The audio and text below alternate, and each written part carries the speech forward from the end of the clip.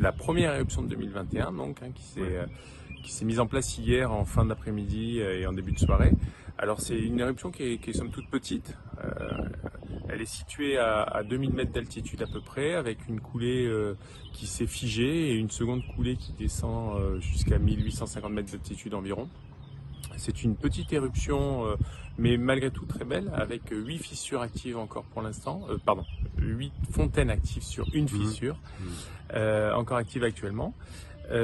Très rapidement, la coulée se refroidit, mais malgré tout, en sortie de bouche éruptive, il y a un débit qui est convenable. Si on regarde les éruptions qui correspondent à celle-ci, il y en a à peu près une petite demi-douzaine dans l'histoire des enregistrements de l'Observatoire.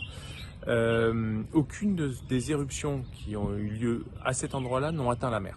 Alors, bien sûr, ce ne sont que des petites statistiques faites à partir de 6 données, mais aucune n'ont atteint la mer. Et là, pour l'instant, on voit bien que la coulée s'est figée à 1800 mètres. Elle a encore à passer une longue partie de replats qui lui sont difficiles à franchir. Et ensuite, effectivement, on arrivera dans les grandes pentes.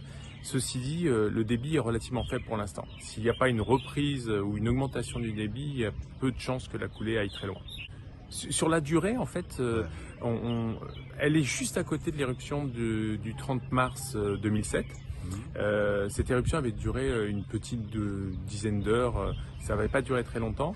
Mais si on regarde encore une fois les statistiques, ce sont des éruptions dans cette zone-là qui durent une quinzaine de jours à 20 jours pour les plus tenaces.